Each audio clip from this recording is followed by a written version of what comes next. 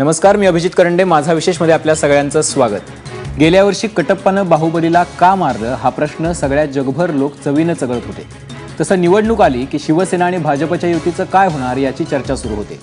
आधी विधानसभा, मग नगरपालिका आणि आता महापालिकेच्या निवडणुका. प्रश्न एकच, युतीचं काय होणार? 50-50 की 60-40? 21 जानेवारीची युतीची डेडलाईन उलटून गेली आहे, पण अजूनही भाजप प्रचंड आशावादी. शिवसेनेकडून सकारात्मक प्रस्ताव आला तर नाही म्हणणार नाही अशा या हिशोबात भाजप आहे. आणि तिकडे शिवसेना पक्षप्रमुखांनी काल वेळ निघून गेली आहे असं म्हटलंय. परवा रात्री रंगशारदात झालेल्या बैठकीनंतर चर्चा ठप्प आहे आणि दोन्ही पक्षाचे नेते आता युतीचा निर्णय मुख्यमंत्री आणि उद्धव ठाकरे मिळूनच घेतील असं सांगू लागले. विधानसभेला वाढलेली भाजपची ताकद हुकमीपान आहे, तर शाखांमधून चालणारी मुंबई, शिवसैनिकांचं नेटवर्क या जोरावर विद्यमान नगरसेवकांच्या जागा सोडण्याची शिवसेनेची काही तयारी नाही आहे. त्यात आशिष शेलार, किरीट सोमय्या आणि तिकडे संजय राऊत, रामदास कदम यांच्या स्फोटक वक्तव्यांचीही तणावाला किनार आहे. त्यामुळे नेमकं युतीच्या चर्चेत आडमुठेपणा कोण करतंय, युतीपासून दूर कोण पळतंय हा चर्चेचा विषय आहे. आणि आपल्यासोबत आहेत शिवसेना नेत्या नीलम गोरे, भाजपचे प्रवक्ते अतुल भातखळकर, समाजवादी विचारवंत रमेश जोशी आणि राजकीय विश्लेषक अभय देशपांडे. पण चर्चेला सुरुवात करण्यापूर्वी थोड्याच वेळापूर्वी उद्धव ठाकरेंनी रंगशारदामध्ये काय वक्तव्य केले ते बघूयात आणि मग चर्चेकडे वळूयात. गोष्ट तशी गमतीचीच आहे आणि त्याच्यामध्ये जो प्रश्न पडलाय, आय लव्ह यू कसं म्हणायचं,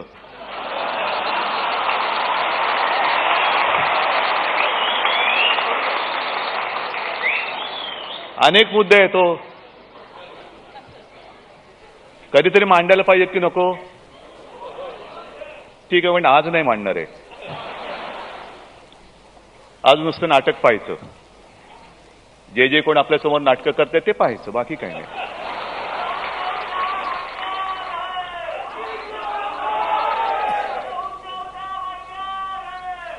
नाही, हे सगळं मला जे काही बोलायचं ते मी 26 तारखेला बोलणार आहे, अगदी 26 बोलणार आहे.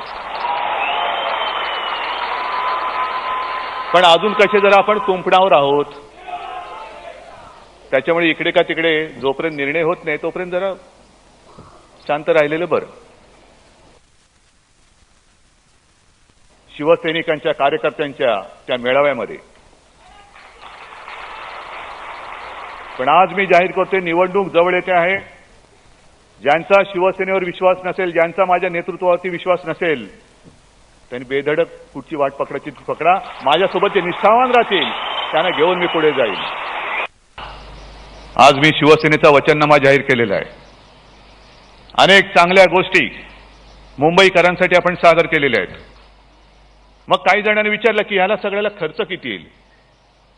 म्हटलं एक गोष्ट नक्की आहे की पंतप्रधानांच्या जाहिरातीवरती जेवढा होतो ना तेवढा तर नक्कीच येणार नाही.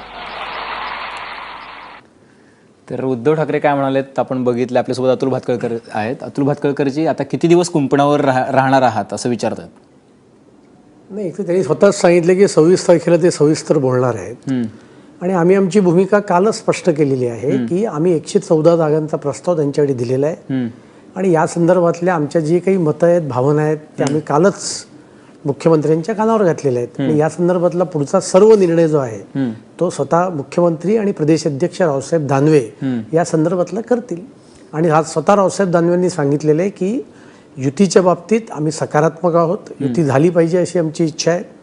पण त्यात जे काही 2-4 मुद्दे आम्ही मांडले त्या मुद्द्यांवरची चर्चा करून त्या संदर्भातली आगामी दिशा स्पष्ट करून आम्ही त्या संदर्भातली युती करायला तयार आहोत. आणि येणाऱ्या काळात हे यात काय घडतंय हे लोकांसमोर येईलच. पण मुद्दा असा आहे भातखळकरजी की आता उद्धव ठाकरेंकडून तुम्हाला प्रस्तावाची अपेक्षा आहे खरं तर, आणि त्यांनी तुम्हाला 60चा प्रस्ताव जो आहे तो पहिलाच दिलेला आहे. नेमक्या आता कोण कोणाला प्रस्ताव देणार आहे, म्हणजे नेमकी स्टेटस काय आहे आता चर्चेचं? कोण कोणाला प्रस्ताव देणार आहे? तुम्ही फोन करणार आहात का नाही करणार आहात? त्यांच्याकडून काही उत्तर येणार नसेल तर तुम्ही त्याची अपेक्षा ठेवणार आहात का? किंवा तुम्ही काही मध्ये कोणी याच्यामध्ये काही पॅचअप करायला तयार आहे की नाही? नाही, मला वाटतं यात कोणी मध्ये पॅचअप करण्याचा वगैरे काही मुद्दा उपस्थित होत नाहीये.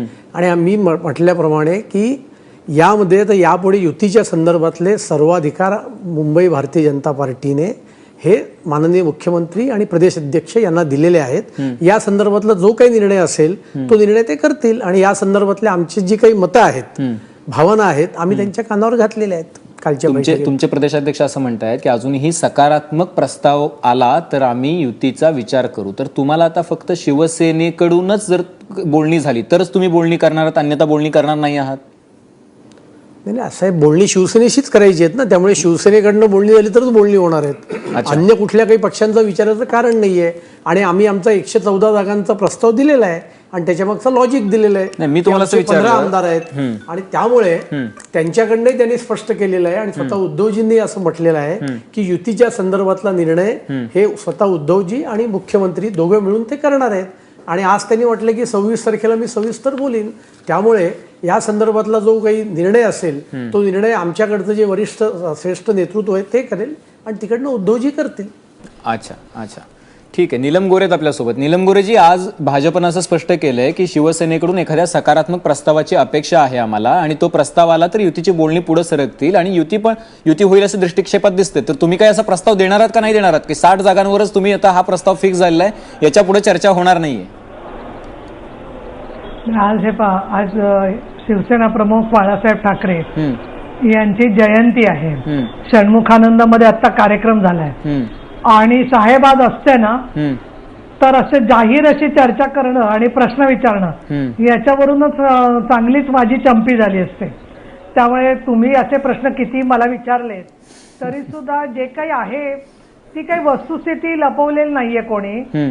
परंतु काही गोष्टीत मतभेद असले म्हणजे त्याला काही भांडणाचं रूप होत नाही, पहिली गोष्ट. आणि दुसरं असं की दानवे साहेब पण म्हणतात सकारात्मक आम्हाला अपेक्षा आहे आणि आज माननीय उद्धव साहेबांनी दुपारच्या वचननामा जेव्हा प्रकाशन केलं,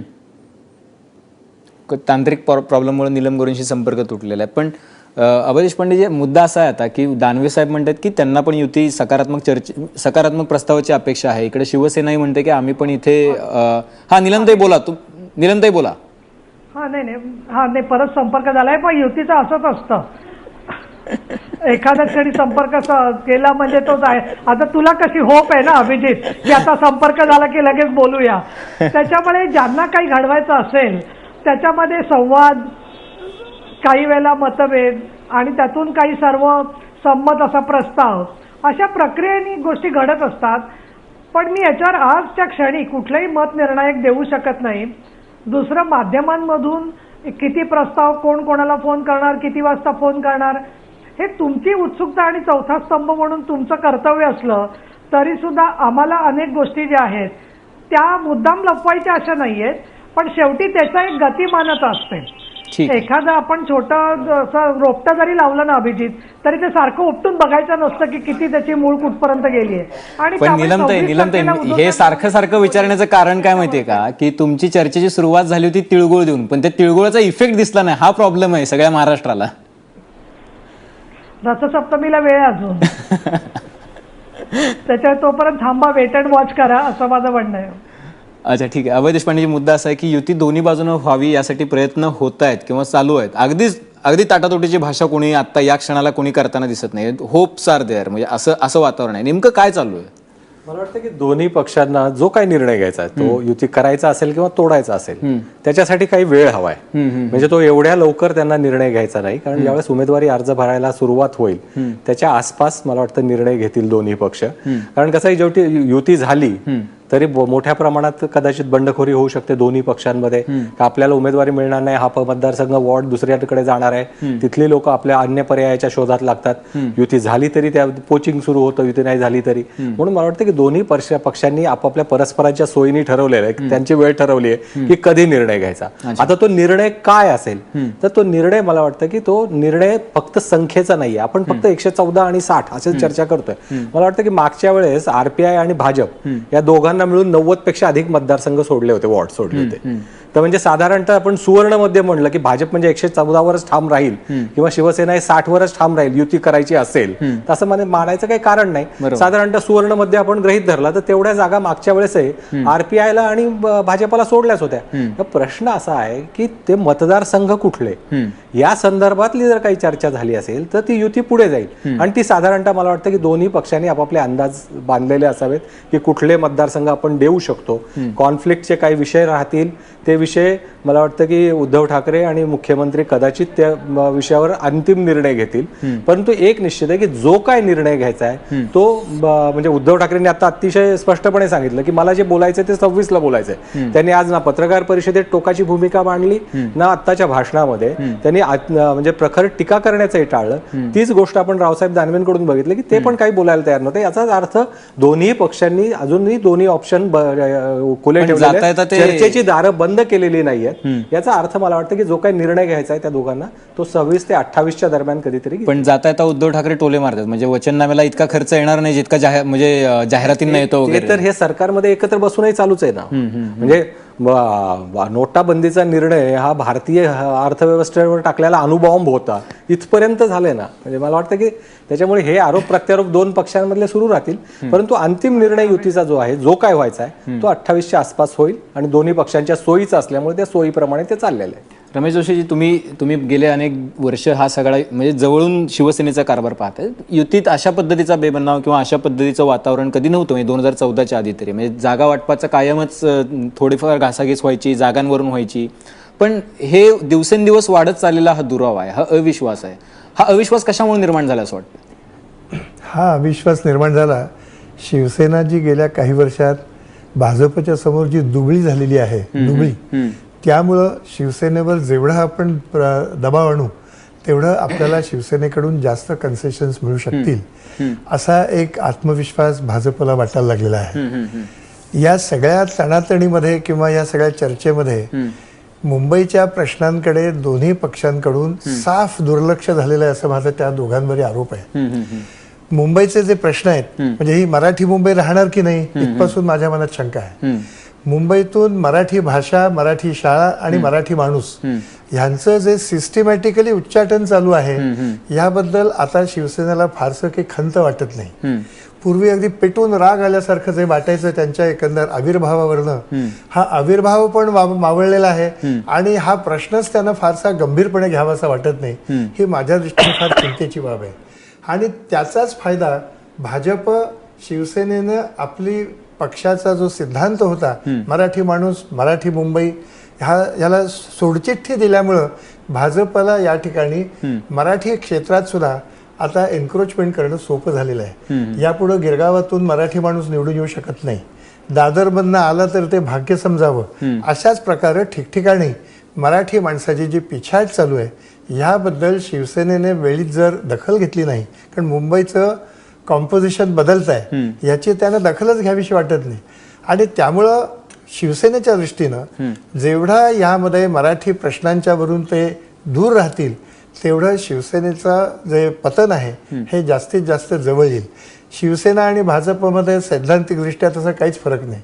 म्हणजे शिवसेना म्हणजे भाजप मायनस RSS असं शिवसेनेचं स्वरूप आहे. अशा संबंध परिस्थितीमध्ये शिवसेनेला राजकीय दृष्टीनं संपवणं काही कठीण नाही आहे. जर त्यांनी आपला मराठी माणसाचा मुद्दा सोडला तर या ठिकाणी शिवसेना संपाला आणखीन 5-10 वर्षामध्ये सुरुवात झालेली असेल असं माझं स्पष्ट मत आहे. पण भातखळकरजी, हा काय स्ट्रॅटेजीचा मुद्दा आहे का? किंवा मागच्या वेळेला जे झालं की युती कोण ताणतंय कोण तोडतंय, म्हणजे कोणी काही बोलायचंच नाही, सगळ्यांनी सॉफ्ट बोलत राहायचं आणि वाट बघत राहायचं की कुठं संधी मिळते. कारण युतीच्या प्रश्नांबद्दल किंवा ज्या जागांबद्दल तुमचा कॉन्फ्लिक्ट आहे त्या जागांबद्दल गेल्या 2 दिवसांपासून चर्चा होत नाही. तुम्ही म्हणताय मुख्यमंत्र्यांनी उद्धव ठाकरे चर्चा करतील, ते कधी करतील अर्थात हे माध्यमांमध्ये सांगायचं नसलं तरी पण ते कधी करतील याची काही डेडलाईन नाहीये. मग आता उद्धव ठाकरे म्हणाले की 26 तारखेपर्यंत आम्ही वाट बघू, हा कदाचित तुम्हाला दिलेला संदेश असावा माध्यमांमधून, त्याच्या आधी जर बोलणं झालं असेल तर योग्य. पण ही स्ट्रॅटेजी आहे का की काही नाही, हरकत नाहीये, आपण फक्त चेंडू या कोर्टातून त्या कोर्टात, त्या कोर्टातून या कोर्टात? नाही, मला तितके स्ट्रॅटेजी बिटीचा काही मुद्दा वाटत नाही आहे. फक्त जसं मगाशी नीलमताईंनी म्हटलं तसं की तुम्हाला खूप घाई असते आणि त्यामुळे आता 27 तारखेला फॉर्म भरायला सुरुवात आहे. 27 ते 3 पर्यंत फॉर्म भरायची मुदत आहे आणि त्याच्यामुळे चर्चा चालू असतात. आता आम्ही आमचा प्रस्ताव दिलेला आहे, त्यांनी त्यांचा प्रस्ताव दिलेला आहे, काही अन्य मुद्दे आहेत आणि या सगळ्या मुद्द्यांचा विचार करून युती होईल किंवा हे ठरेल. आणि मला असं वाटतं की याच्यापूर्वी सुद्धा म्हणजे अगदी सरकार आल्यानंतरच्या कालखंडात सुद्धा संभाजीनगरला, नवी मुंबईला युती झाली, अंबरनाथ, बदलापूरला युती झाली नाही निवडणुकीच्या वेळेला, कल्याण डोंबिवलीत युती झाली नाही. आणि त्याच्यामुळे चर्चा चालू असतात, त्या ठिकाणची परिस्थिती असते, त्याचा सगळा विचार करून कार्यकर्त्यांची जी काही मतं असतात ती लक्षात घेऊन त्या ठिकाणची राजकीय परिस्थिती काय आहे ते लक्षात घेऊन असे निर्णय केले जातात. त्यामुळे युती लांबवत ठेवायची, अमुक करायची अशी काही स्ट्रॅटेजी बिटीजी नाही आहे. युती कोण तोडतं हे बघायचं. आणि खरं सांगू का, म्हणजे लाईटर मूडमध्ये सांगायचं तर आम्ही युती पहिल्याच दिवशी जाहीर केली तर तुम्ही काय करणार? त्यामुळे तुमचाही मोठा प्रश्न आहे ना. त्यामुळे आम्ही तुमचाही विचार करतो, नाही असं नाही. जर 2126 होऊ शकते तर 2628-30 पण होऊ शकते.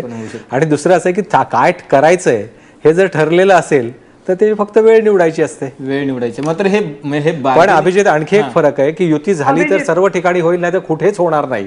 ही जी भाषा होती मागच्या आठवड्यातली ती आता बदललेली आहे की काही ठिकाणी युती होईल, काही ठिकाणी होणार नाही. इथपर्यंत ते सामंजस्य आलेले आहे. ते कदाचित त्याच्या पुढे पण निलमताई मला तुम्हाला असं विचारायचं की जर निवडणुकीच्या वेळेला लोकांनी 15-15, 3-3 आठवडे हे बघत राहायचं की हा नेता मग एक वाक्य बोलणार, याच्यावरती टीका करणार, तो नेता त्याला उत्तर देणार, मग दुसऱ्या दिवशी सामनातून काहीतरी छापून येणार, तिसऱ्या दिवशी मग त्याच्यावरती भाजपचा नेता बोलणार, हे का? म्हणजे एकत्रच बसायचंय, निवडणुकी आधी तरी बसायचं किंवा नंतर तरी बसायचंय? इतकी कटुता ठेवून तुम्ही एकत्र बसता, एकत्र वावरता, तर हे टाळता येऊ शकतं ना जर व्यवस्थित संगनमतानं सगळं व्यवस्थित समोरासमोर बसून चर्चा केली तर. अभिजित, मला थोडा वेळ दिलास तर मी आभारी राहील तुझी. याचं कारण असं की रमेश जोशींनी एकदमच एक असा तिरपा मतं मांडलेली आहेत. ते अभ्यासक आहेत, मराठी शाळांच्या संदर्भात अनेक विषयात ते काम करतात. पण मला सांगायला पाहिजे इथे की त्यांची एक स्वतःची विचारसरणी आहे स्वाभाविकपणे, आणि ती मार्क्सवादी विचारसरणी जी आहे ती पूर्णपणे शिवसेनेच्या विरुद्ध आहे. त्यामुळे शिवसेनेवरती गुंडगिरीचे आरोप किंवा गिरण्या संपवल्या हे सगळे आरोप हे लोकच करत होते. मराठी लोकांच्या बद्दल बोलायचं झालं तर मी 2 मुद्दे सांगते. मी सगळं त्या तपशिलात जात नाही, माझ्याकडे मुद्दे असले तरी सुद्धा.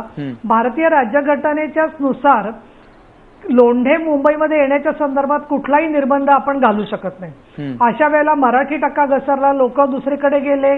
आतापर्यंत सरकार जे होतं घर बांधणीच्या बद्दल काय पद्धतीने दुरावस्था झाली, या सगळ्यामध्ये 15-16 वर्ष गेलेली आहेत. मधल्या काळामध्ये गिरणी कामगारांच्या प्रश्नावर सुद्धा त्यांना तिथेच घरं मिळावीत म्हणून डाव्या संघटनांनी मोर्चा काढला. त्याच्यामध्ये उद्धव साहेबांना त्यांनी सहकार्य घेतलं. त्यामुळे मराठी लोकांच्या प्रश्नाची आठवण शिवसेनेला नाही, असं कुठेतरी एक गैरसमज केला जातोय. तुझा जो मुद्दा आहे अभिजित की लोकांचं काय, ते एक गोष्ट स्पष्ट आहे, संदेश, की काँग्रेस आणि राष्ट्रवादी काँग्रेस यांची पत पूर्णपणे घसरलेली आहे. त्याचबरोबर नगरपालिकांचे निकाल जरी पाहिले तर ते निकाल आणि विधानसभेतले निकाल याच्यात एक साधर्म्य असं आहे की 122 जागा भारतीय जनता पक्षाला, शिवसेनेला 63 आणि काँग्रेस एनसीपीला 44. तर आज सुद्धा नगरपालिकांच्या मध्ये चित्र जर का पाहिलं तर त्यामध्ये बहुमत शिवसेना भाजप मिळून दोघांचं मिळून जास्त होतं काँग्रेस एनसीपी पेक्षा.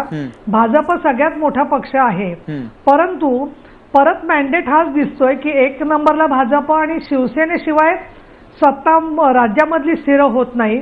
आता या पार्श्वभूमीवरती मला एक मुद्दा 1 मिनिटात मांडायला पाहिजे, कारण तो मूलभूत मुद्दा असा आहे की जी आतापर्यंत एनडीए आघाडी आणि युपीए आघाडी याच्यामधला जो तिसरा पक्ष होता, तिसरे जे पक्ष होते त्यांची स्पेस बाबरीच्या पतनानंतर कमी कमी होत चालली होती.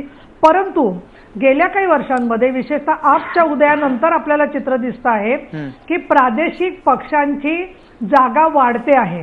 तामिळनाडूमध्ये, पश्चिम बंगालमध्ये कम्युनिस्टांना मार खाऊन संपूर्णपणे ममता बॅनर्जी आलेली आहे, नितीश कुमार. आणि मग अशा वेळेला कशाच्या आधाराने रमेश जोशी म्हणतात की शिवसेना संपणार आहे पुढच्या 5-10 वर्षामध्ये? भारतीय जनता पक्षाला पहिल्यांदाच बहुमत असं मिळालं केंद्रामध्ये. त्याच्यानंतर स्वाभाविकपणे त्यांच्या कार्यकर्त्यांचं म्हणणं सुरू झालं की आम्हाला एक हाती सत्ता पाहिजे.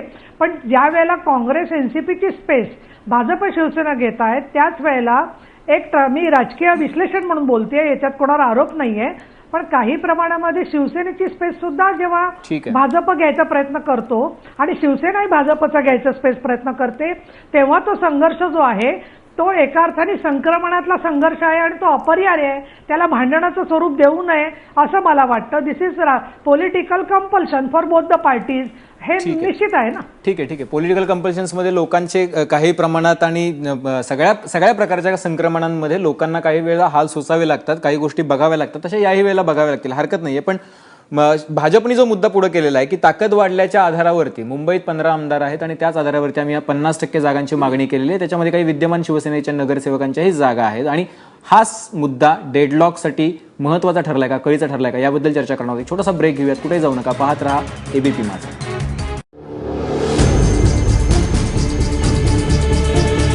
तर युतीच्या चर्चेत आडमुठेपणा नेमकं कोण करतंय या विषयावरती आपली चर्चा चालू आहे. नीलमताई, मुद्दा असा आहे की ताकद वाढल्याचा जो मुद्दा आहे ज्याच्यावरून हा सगळा वाद सुरू झालाय, किमान शिवसेनेला हे मान्य आहे का की 15 आमदार निवडून आलेले आहेत भाजपचे मुंबईमध्ये आणि पहिल्यापेक्षा त्यांची ताकद वाढलेली आहे आणि त्या प्रमाणात त्यांचा जो जागांवरचा हक्क आहे तोही वाढलेला आहे, हे किमान मान्य आहे का? अभिजित, तू काय सुप्रीम कोर्टात वकील आहेस का सांग बरं. मी काही अशा प्रश्नांची तुला उत्तरं देणार नाही, कळलं का. त्याच्यामुळे हे जे सगळे चर्चेचे तपशील असतात फक्त माझं काय म्हणणं आहे, आपल्या लोकांची काळजी आहे ना. नीलमताई, मला उत्सुकता म्हणून विचारायचं, चर्चा कुठल्या विषयांवरती होते मग? म्हणजे जागा वाढल्याच्या मुद्द्यावरती होत नाही, ताकद वाढल्याच्या मुद्द्यावरती होत नाही, पारदर्शकतेवरती चर्चा होते का फक्त? नाही अभिजित, तुमच्यासारखे जे एकदम उत्साही प्रेमळ पत्रकार आहेत ना ते फक्त युतीच्या जागांभोवती चर्चा ठेवतात. मग जनतेच्या प्रश्नासाठी म्हणूनच माननीय उद्धव साहेबांनी वचननामा आज प्रकाशित केला. मुंबईच्या पायाभूत सुविधांवर बोललेत, कचऱ्याची कशा पद्धतीने विल्हेवाट लावायची त्याच्यावर बोललेत, मालमत्ता करावर बोलले, मुंबई आणि ठाण्याच्या संदर्भातल्या अजेंड्यावर बोलले की बेस्टमध्ये मुलांना मोफत प्रवासाची सुविधा झाली पाहिजे. म्हणून तुमचा जो प्रश्न आहे ना की मुलांचं काय, तर माझं काय म्हणणं आहे, मुंबईकरांसाठी आम्ही काय करणार किंवा जिल्हा परिषदा बाकीच्या महानगरपालिका यांच्यासाठी काय करणार आहोत आम्ही नक्की, याच्यावर पण तुम्ही उद्या नीलमताई, पण तुमचे मित्रपक्ष या सगळ्या मुद्द्यांवरती बोलतात. तुम्ही म्हणताय तो मुद्दा अगदी बरोबर आहे नीलमताई, फक्त हा चर्चा उपस्थित का झाली? 20 वर्ष सत्तेत राहिलेला पक्ष पुढे काय करणार असं विचारलं असतं, परंतु 20 वर्ष एकत्र राहिलेले पक्ष ज्यावेळेस एकमेकांना माफिया राज वगैरे म्हणायला लागतात त्यावेळेस हे सगळे मुद्दे येतात. आणि ज्यावेळेस सांगितलं जातं की 60 जागा देतो, ह्या गरजेपेक्षा त्यांच्या जास्त दिल्या जात आहेत त्यांना, दुसरीकडून मागणी त्याची होते, म्हणून हे प्रश्न उपस्थित राहत आहेत. कदाचित तुम्ही युती म्हणून परत पहिल्यासारखंच एक नॅचरल अलायन्स म्हणून निवडणुकीला सामोरं गेला असता तर कदाचित हे प्रश्न आले नसते. याची जाहीर चर्चा झाली, जाहीरपणे एकमेकांवर आरोप केले, पारदर्शकतेचा मुद्दा तुमच्या मित्रपक्षांनी उपस्थित केला, त्यामुळे या सगळ्या गोष्टी उपस्थित झाल्या. म्हणजे कोणाला दोन पक्षामध्ये भांडणं लावण्यात रस नाहीये, पण या दोन पक्षांनी स्वतःच एकमेकांवर आरोप केलेले आहेत आणि त्याच्यातून हे मुद्दे उपस्थित झाले आहेत. नाही, पण त्याच्यासाठी अभिजित हे पाहता परत म्हणजे आता तुला पाहिजे त्या विषयावर येते मी, कारण त्याच्याशिवाय तू स्वस्त बसणार नाहीये. माफिया राज ज्यांनी आरोप केले तर ते काय बोलतायत, त्यांचे आरोप जे आहेत, आम्ही परत परत सांगितलेले आहे की मुख्यमंत्री देवेंद्र फडणवीस आणि रावसाहेब दानवे काय बोलतायत, आणि किंबहुना एका बाजूला चर्चा चालू असताना असे आरोप सुरू झाल्यावर म्हणून मग आता फक्त मुख्यमंत्र्यांमध्ये चर्चा होईल असं सुद्धा आमच्याकडून सांगितलं गेलं. एक दुसरं जे आरोप झाले ना मुंबई महानगरपालिकेवर, त्याच्यावर विधानसभा आणि परिषदेत तपशीलवार चर्चा झाली आहे. आणि 2014च्या आधी सुद्धा जेव्हा मागण्या झाल्या होत्या काँग्रेस एनसीपी कडून, तेव्हाही मुख्यमंत्र्यांनी वारंवार त्याच्यात सांगितलं होतं की आम्ही तपासून घेतो. आता एसआयटी वगैरे केली असेल रस्त्याच्या संदर्भात तर त्याचे अजून अहवाल यायचे आहेत ना, ते प्रोसेसमध्ये. आणि जे चुकीचं काम केलंय कंत्राटदारांनी त्यांना कोणी पाठी घालणार नाही. कचरा डेपो बद्दल खासदार राहुल शेवाळ्यांनी सांगितलं की श्वेतपत्रिका काढा, मी स्वतः सभागृहात या गोष्टी बोललेल्या आहेत. तिसरी गोष्ट, आयुक्त जे आहेत किंवा उपायुक्त जे आहेत ते सगळे राज्य सरकारमधले वेगवेगळ्या डिपार्टमेंटमध्ये असणारे लोकच महानगरपालिकेत आलेले असतात. ऑडिटर जनरलचे रिपोर्ट जे असतात ते येत असतात. त्यामुळे मुंबईत असं नव्हे, कुठल्याही महानगरपालिकेमध्ये चुकीच्या गोष्टी झाल्या असतील तर त्याच्यामध्ये शिवसेना सुद्धा हीच मागणी करणार ना की याच्यामध्ये जे दोषी आहेत त्यांच्यापर्यंत पोहोचलं पाहिजे. पण तिथे आपण जे गृहीत धरतो की याचा अर्थ भाजप नाही, एक वाक्यामध्ये पूर्ण होते की शिवसेनेचा महापौर आणि शिवसेनेचा स्टँडिंग कमिटी अध्यक्ष यांची 100% काहीतरी चूक आहे.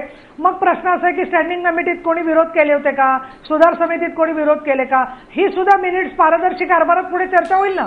त्यामुळे आम्ही त्यांच्या आरोपांना जे आहे ना त्याने शून्य महत्व यासाठी देतो की काही लोक काही कारणामुळे नैराश्यग्रस्त झालेले असतात, त्यांचे कारण त्यांच्यापाशी असतील. आमच्या दृष्टीने दानवे आणि देवेंद्र फडणवीस काय बोलतात हा युतीतला चर्चेचा विषय जो आहे तो. ठीक आहे, आणि ठीक आहे. त्यांनी जसं जाहीर काही बोललेत आम्ही पण उत्तरं दिलेली आहेत, आम्ही पण बाजू क्लिअर केलेली ठीक आहे. आहे. आम्ही काय ते आरोप तसे निमूटपणे सहन केले नाहीयेत. नाही ठीक आहे नीलमताई, ह्याच्या आधी पण जवळपास 3 ते 4 चर्चांमध्ये ह्या सगळ्या विषयांची चर्चा झाली होती आणि त्यावेळेला भाजपलाही असे प्रश्न विचारले गेले होते. असं नाहीये की त्यांना हे प्रश्न विचारले गेलेले नव्हते. अतुल भातखळकरजी, मी पुन्हा मुद्द्यावरती येतो, कारण असं आहे की प्रॅक्टिकली चर्चा केली पाहिजे. आपण असं म्हणून नाही चालणार की पारदर्शकतेच्या मुद्द्यावरती आपली चर्चा चालू आहे वगैरे. जागा वाटप हा महत्वाचा मुद्दा आहे. नेमकं अडलंय कुठं, किती जागा तुमचा 114चा तुम्ही फॉर्म्युला ठेवला, त्याच्या अगेन्स्ट तुम्हाला 60 जागांचा फॉर्म्युला दिलेला आहे. नेमकं तुम्हाला किती अपेक्षा काय आहे, की कुठं प्रस्ताव आता अडलाय कुठं आणि कुठंपर्यंत म्हणजे ताकद वाढली, हे मान्य जर झालं नाही तर तुम्ही काय करणार आहात?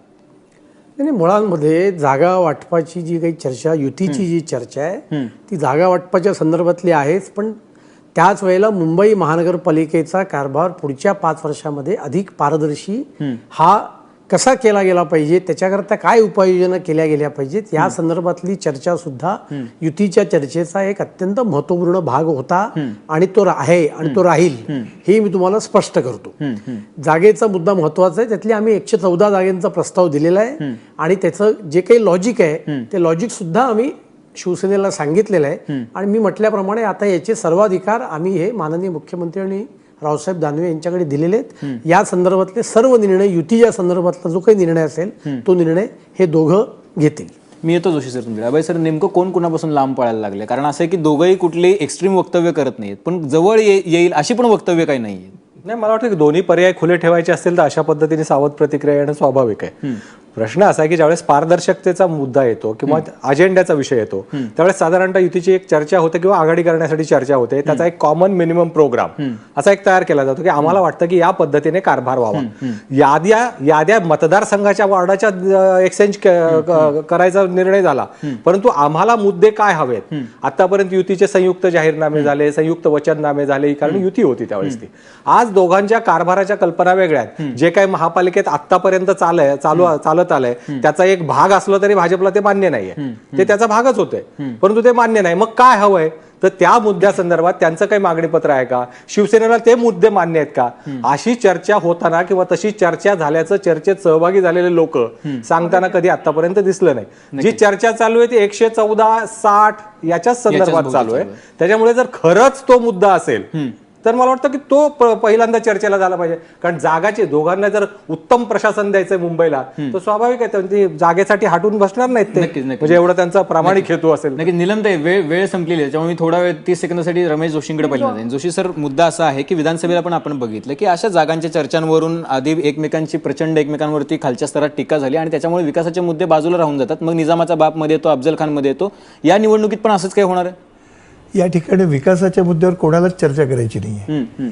कारण असं आहे की मुंबईचा विकास करायचा असेल, कारण पूर्वी भाजप बोलायचं की सबका साथ सबका विकास. आता भाजप चुकून सुद्धा हा विषय काढत नाही. याचं कारण असं आहे, मुंबईचा विकास करायचा म्हणजे नेमकं काय करायचं, याची भाजपची संकल्पना काय आणि शिवसेनेची संकल्पना काय.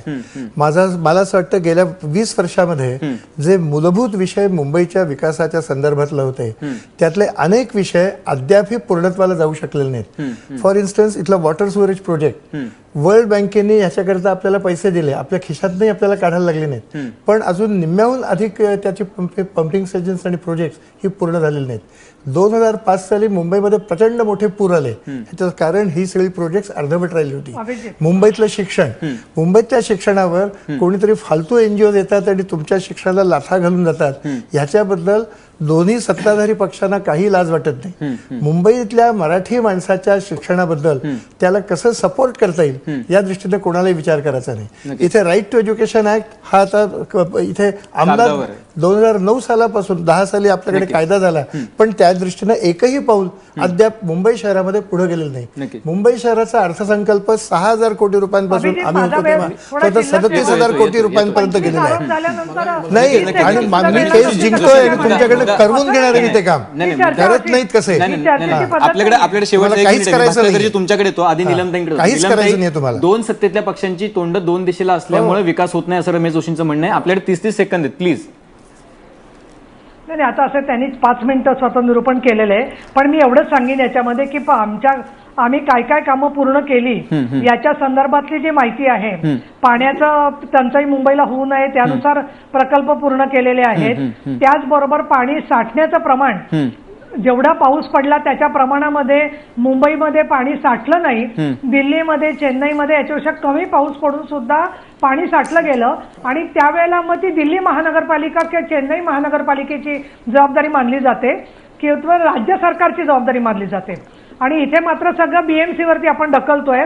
शिक्षणाची परिस्थिती म्हणताय तर महाराष्ट्रामध्ये शिक्षणाची परिस्थिती जी आहे त्याच्यामध्ये पालक जर का, म्हणून मी इथं सगळे तपशिलात जात नाही, पण माझं म्हणणं आमच्या हेतूवर आरोप करण्याच्या आधी केवळ राजकीय चष्म्यातून मतभेद करू नका आणि पारदर्शी कारभार सगळीकडेच असला पाहिजे असं आमचं मत आहे. ठीक आहे निलमताई, धन्यवाद. ठीक आहे मला 2 वर्षाच्या कालावधीमध्ये मुंबईमध्ये 122 किलोमीटर मेट्रोच्या कामाला प्रत्यक्ष सुरुवात झाली. त्याचे पिलर आपण पाहतोय. राम प्रधान समितीने मुंबई शहर सीसीटीव्ही युक्त करा म्हणून सांगितलं. ते आम्ही 2 वर्षामध्ये उपनगर आणि शहर दोन्ही केलं.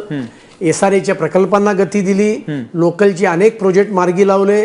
आंबेडकरांचं आणि शिवाजी महाराजांच्या दोघांच्या स्मारकाला प्रत्यक्ष कामाला सुरुवात झाली आणि कोस्टल रोडच्या सुद्धा परमिशन आमच्या केंद्र सरकारने तातडीने दिल्या आणि त्याच्यामुळे ते टेंडरपर्यंत पोहोचलेलं आहे.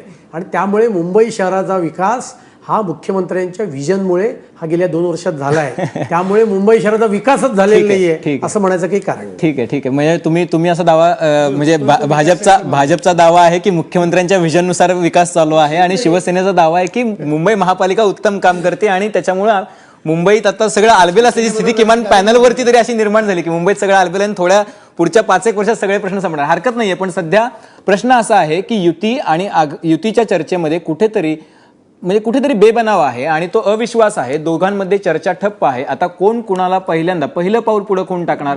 26 तारखेला दोन्ही पक्ष एकत्र येऊन जनतेसमोर उभे राहणार की वेगवेगळे उभे राहणार याकडे लोकांचं लक्ष राहिलंय. त्याच्यामुळे वेट अँड वॉचची भूमिका घेतलेली बरी. आपल्या सगळ्या मान्यवरांनी चर्चेसाठी वेळ दिला त्याबद्दल धन्यवाद. तुम्ही पाहत राहा ABP माझा.